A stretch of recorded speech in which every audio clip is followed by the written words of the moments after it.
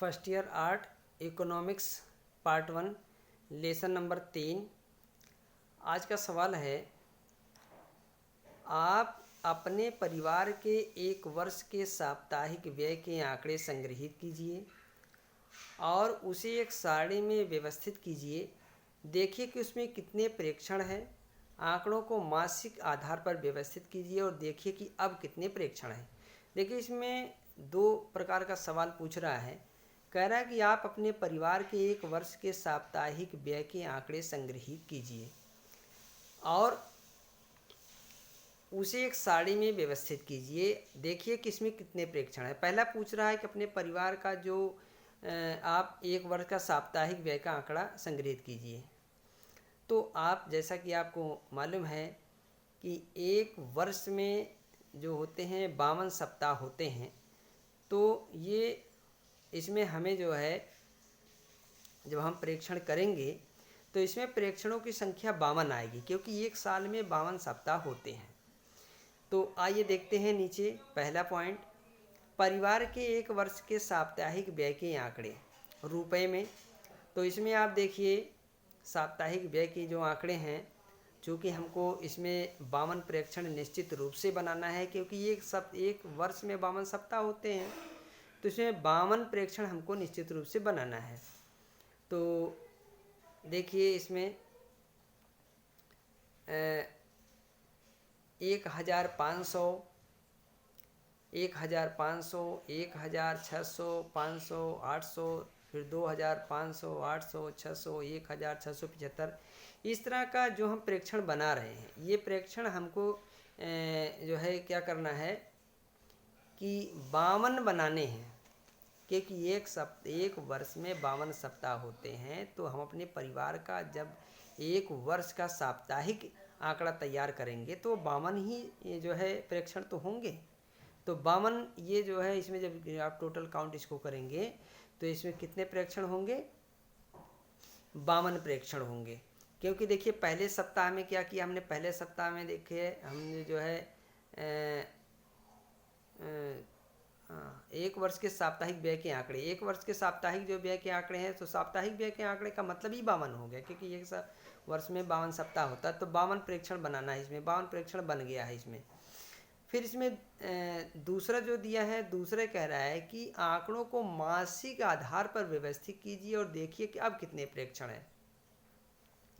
तो जो 52 ये हम प्रेक्षण हमारे सप्ताह के आधार पर हुए थे, तो अब इसको जो है क्या करना है, इन्हें हमको जो हम मासिक आधार पर व्यय करना है। इन्हीं आंकड़ों को मासिक आधार पर मासिक आधार पर इनको क्या करना है, हमको व्यवस्थित करना है। तो मासिक आधार पर जब हम व्यवस्थित करेंगे तो आप देखिए जनवरी का महीना है, इसमें 4 सप्ताह होते हैं, फरवरी के महीने में 4 सप्ताह होते हैं, मतलब हर महीने में 4 सप्ताह होते हैं। तो हर महीने में 4 सप्ताह के हिसाब से अगर इसी आंकड़े को हम एकत्र करें तो ये जो है 12 गुणा 4 यानी 48 प्रेक्षण होंगे, क्योंकि 12 महीने में 4 सप्ताह अगर हम बनाएंगे तो हमारे प्रेक्षण कितने हो जाएंगे? 48 हो जाएंगे, ये कह रहा है। यानी अपने परिवार का जो हम मासिक व्यय है, हमारा जो व्यय है, अगर साप्ताहिक आधार पर उसको हम प्रेक्षण बनाते हैं तो वो हमारा बनेगा कितने जो है 52 वार्षिक आधार पर सप्ताह में, सप्ताह के हिसाब से बनाएंगे। और उसी आंकड़ों को अगर हम मासिक आधार पर बनाते हैं, मासिक आधार पर सप्ताहों को बनाते हैं, तो हमारे कितने प्रेक्षण बनेंगे? 48 प्रेक्षण बनेंगे। क्योंकि जुलाई में 4 हो गया, इसमें जैसे देखिए आप देख सकते हैं जुलाई में 4 हो गया, और जो है इसमें जनवरी में 4 हो गया, फरवरी, मार्च, अप्रैल, मई, हर महीने में 4 जो है साप्ताहिक हमारा जो है आंकड़ा हो गया मासिक व्यय का, जो साप्ताहिक व्यय का। तो हर महीने में कितने हो गए? सप्ताह हो गए, 4 सप्ताह हो गए। तो हर महीने में 4 सप्ताह अगर बनाएंगे तो क्या हो जाएगा? 12 चौक 48, इसका मतलब 48 प्रेक्षण हो गए। आप देखिए 2 प्रेक्षण हमने बनाया, एक तो हमने बनाया जो है एक वर्ष का साप्ताहिक प्रेक्षण जो 52 हो गया, और उसी को हम एक वर्ष का मासिक प्रेक्षण बनाए सप्ताह के आधार पर, तो हमारा कितना हो गया? 48 प्रेक्षण हो गए।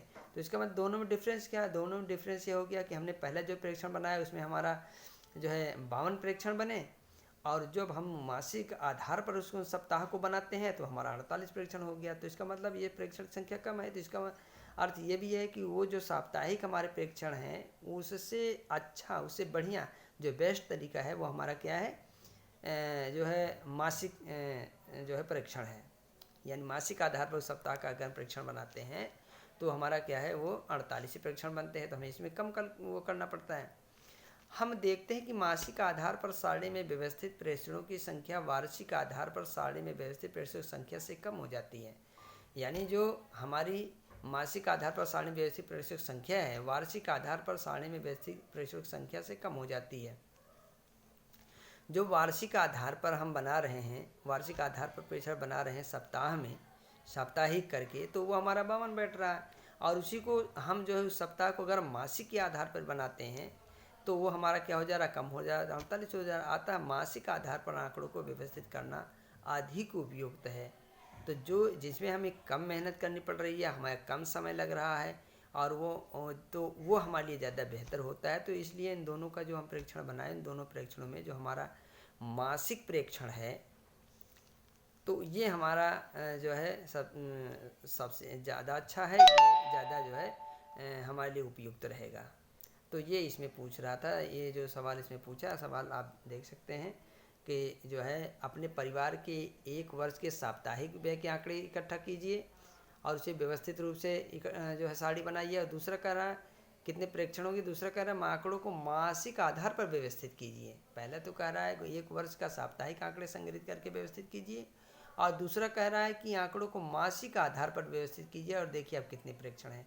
तो साप्ताहिक आधार पर जब हमने इकट्ठा किया 1 वर्ष में तो हमारा 52 हो गया, और आंकड़ों को मासिक आधार पर अगर हमने व्यवस्थित किया सारणी में तो हमारे 48 हो गए। तो इसका मतलब 48 जो हमारा आंकड़ा है मासिक आधार का जो आंकड़ा है वो जो है साप्ताहिक हमने जो बनाया, मासिक को अगर हम साप्ताहिक आधार पर उसी आंकड़े को हमने प्रेक्षित किया तो हमारा 48 हो गया। तो इसका मतलब 48 जो आंकड़ा है दूसरा जो हमारा प्रेक्षण है वो सबसे बेहतर है, उपयुक्त है। तो आज के जो सवाल थे वो मैंने आपको भली भांति समझा दिया है और इसके आगे की जो वीडियो है वो आपको बताई जाएगी। इन सवालों को निश्चित रूप से आप जो है 1-2 बार रिवीजन कर लीजिए, देख लीजिए, तो ये आपको समझ में आ जाएगा। Thank you.